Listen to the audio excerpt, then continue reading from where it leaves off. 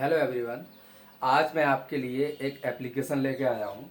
ये इस एक एप्लीकेशन को समझने के बाद आप 3 एप्लीकेशन कर सकते हो, यानी कि एक में 3 का धमाका। आपको एक एप्लीकेशन समझना है। उसमें आप देखो, जैसे मान के चलो आपके एग्जाम में ट्रांसफर सर्टिफिकेट की एप्लीकेशन आई, तो भी आप इसको लिखोगे। स्कूल लिविंग सर्टिफिकेट की एप्लीकेशन आई, तो भी आप इसको लिखोगे। करेक्ट सर्टिफिकेट की एप्लीकेशन आए, तो भी आप इसको लिखोगे। अब ये कैसे लिखना है ये मैं आपको समझाऊंगा बहुत ही आसान तरीके से। आपको वीडियो को बिल्कुल भी स्किप नहीं करना है। पूरा वीडियो आप देखना, उसके बाद आप खुद बोलोगे कि वाह सर, क्या बहुत अच्छे शानदार तरीके से आपने समझाया है। ठीक है, अब अपन देखो, क्वेश्चन ये लिखा हुआ है, क्वेश्चन आप पढ़ लो। ट्रांसफर सर्टिफिकेट की एप्लीकेशन, स्कूल लिविंग सर्टिफिकेट की और कैरेक्टर सर्टिफिकेट, ये तीनों है। अब अपन इसका आंसर कैसे लिखेंगे ये देखो। To the principal government higher secondary school Rewa, ये मैंने अपने मन से बनाया है। और जब एग्जाम में क्वेश्चन में अगर स्कूल का नाम आए, तो आपको जो क्वेश्चन में नाम दिया है वो ही नाम यहाँ पे लिखना है। ठीक है, अपने मन से नहीं लिखना है। क्वेश्चन में जो स्कूल का नाम आएगा वो ही आपको यहाँ पे लिखना है। और अगर क्वेश्चन में स्कूल का नाम नहीं आए तो फिर आप अपने मन से कुछ भी लिख देना, अपने स्कूल का नाम भी लिख देना। ठीक है, अपन को ये चीजें भी आपको ध्यान देना है। देखो ये टू मैंने ऊपर लिखा है, टू, उसके बाद द प्रिंसिपल, उसके टू के बिल्कुल जस्ट नीचे लिखा है द प्रिंसिपल। देखो इधर उधर नहीं करना है आपको, इनके भी नंबर मिलते हैं। ये to the principal government higher secondary school Rewa, इतने का आपको 1 नंबर मिलता है। ठीक है, इसलिए इन बातों का भी ध्यान रखना है। अब उसके बाद आपका आता है सब्जेक्ट। सब्जेक्ट आपको जैसे मान के चलो ट्रांसफर सर्टिफिकेट की एप्लीकेशन आई इस एग्जाम में, तो आपने लिख दिया एप्लीकेशन फॉर ट्रांसफर सर्टिफिकेट, फिर आप ये नहीं लिखोगे।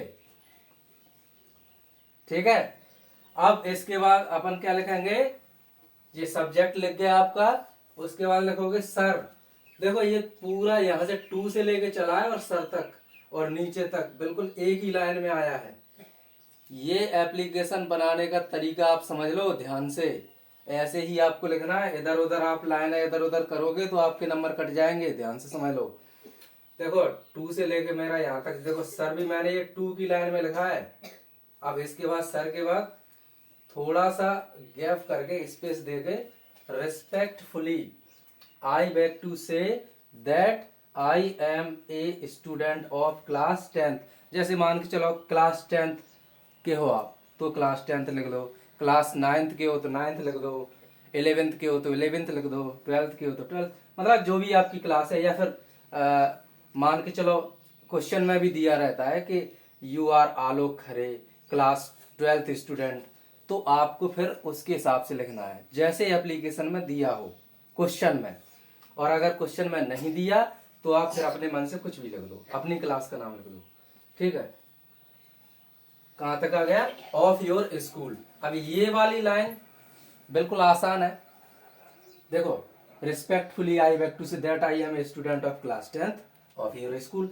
मैं आपके स्टूडेंट का मैं आपके स्कूल का कक्षा 10 का छात्र हूं, है ना।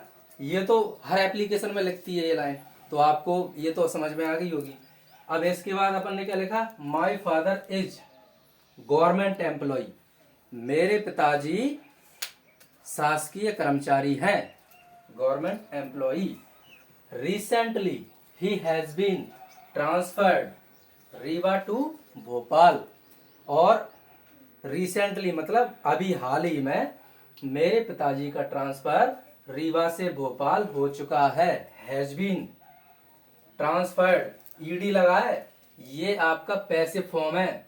हैज बीन लगी है, हैज बीन के साथ वैसे वर्ब में आईएनजी आना चाहिए ना, पर इसमें वर्ब की थर्ड फॉर्म आई है, तो ये क्या है, पैसिव फॉर्म है। ट्रांसफर्ड रीवा टू भोपाल, क्या मेरे पिताजी का ट्रांसफर रीवा से भोपाल हो चुका है। और उसके बाद क्या लिखा है, my family shifted there next week, और मेरा जो परिवार है, मेरी फैमिली है, वो अगले सप्ताह वहां पे शिफ्ट हो रही है, यानी कि वहां पे जा रहे हैं हम।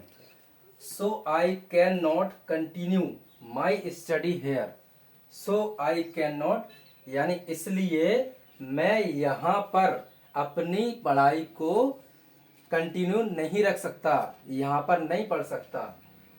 उसके बाद देखो मैंने यहाँ पे फुल स्टॉप किया। फिर अपन ये जो देयर फोर लिखते हैं ना, वो थोड़ा सा स्पेस देके, जैसे अपन ने सर के बाद रिस्पेक्टफुली में स्पेस दिया था, इतना ही स्पेस देके। ये अपन क्यों देते हैं? ताकि अच्छा लगे। अपन यहाँ से भी लिख सकते हैं, कोई दिक्कत नहीं है, ये लाइन से भी लिख सकते हैं, पर मैं इसलिए लिखता हूँ कि थोड़ा सा अच्छा लगे। पैराग्राफ छोड़ के अपन लिखते हैं तो अच्छा लगता है। देयरफॉर आई रिक्वेस्ट, इसलिए मैं रिक्वेस्ट करता हूं you to kindly grant me issue.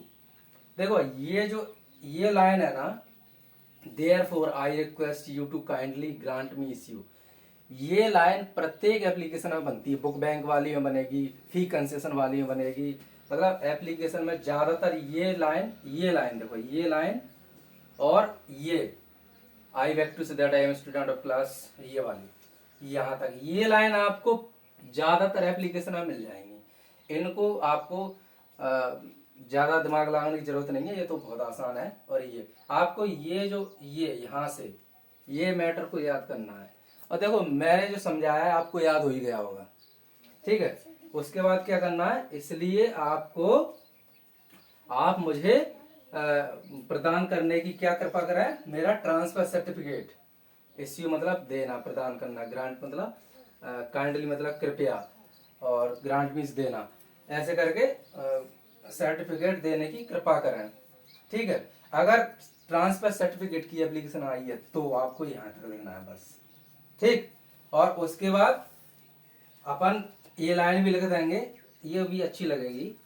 I shall thankful to you and oblige, मैं आपका सदा आभारी रहूंगा, ये लिख दिया तो इससे भी थोड़ा अच्छा लगेगा, अट्रैक्टिव लगेगा जो एप्लीकेशन है आपका, है। उसके बाद योर्स ओबीडियंटली आपको कहाँ लिखना है, या तो आप बिल्कुल इधर के कॉर्नर में लिख सकते हो, या फिर यहाँ लाए, वो जगह नहीं बची थी तो मैंने यहाँ नहीं लिखा, वैसे आप यहाँ भी लिख सकते हो बिल्कुल सिधाई में। जैसे यहाँ देखो ये 2 से लेकर चला, आप यहाँ भी लिख सकते हो और यहाँ भी लिख सकते हो।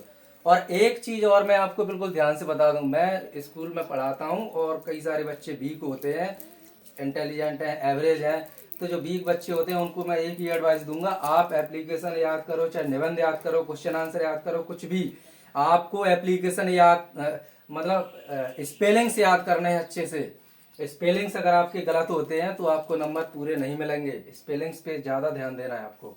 और देखो अब मान के चलो, देखो मैंने एक ट्रांसफर सर्टिफिकेट, अब जैसे एग्जाम में आपकी ट्रांसफर सर्टिफिकेट आए तो आप ये सब नहीं लिखोगे, यहाँ से ये सब नहीं लिखोगे। मान के चलो आपके एग्जाम में स्कूल लीविंग सर्टिफिकेट आए तो आप फिर ये नहीं लिखोगे, ट्रांसफर सर्टिफिकेट और करेक्ट सर्टिफिकेट ये हटा दोगे। एग्जाम में जो मतलब जिस टॉपिक पे एप्लीकेशन आ रही है आपको वो ही सब्जेक्ट लिखना है। और यहाँ पर भी आपको काइंडली ग्रांट मी इश्यू माई, जैसे ट्रांसफर सर्टिफिकेट किया है तो transfer certificate, school leaving certificate किया है तो स्कूल लिविंग सर्टिफिकेट, और करेक्टर सर्टिफिकेट आए तो करेक्टर सर्टिफिकेट, ये लिखना है आपको। पूरे एक साथ नहीं लिख देना और गलत हो जाएगा आपका, ठीक है। आपको जिस टॉपिक पर एप्लीकेशन आ रही है आपको सिर्फ वो ही लिखना है। अब देखो आप एक एप्लीकेशन से आप 3 एप्लीकेशन आपकी पूरी हो गई, पक्की हो गई, आपको 4 नंबर आसानी से मिल जाएंगे। और मेरा ऐसा दावा है ज्यादातर ये एप्लीकेशन आती है एग्जाम में, आपके बोर्ड एग्जाम में, ठीक है। अपने दोस्तों के साथ इसको शेयर करो, ठीक है। और भी मैं और अच्छे वीडियो आपके लिए लाऊंगा। आप चैनल को सब्सक्राइब कर लें और बेल आइकन दबा लें, जिससे मैं जो भी वीडियो बनाऊंगा वो आपके पास पहुंच जाया करें। Thank you.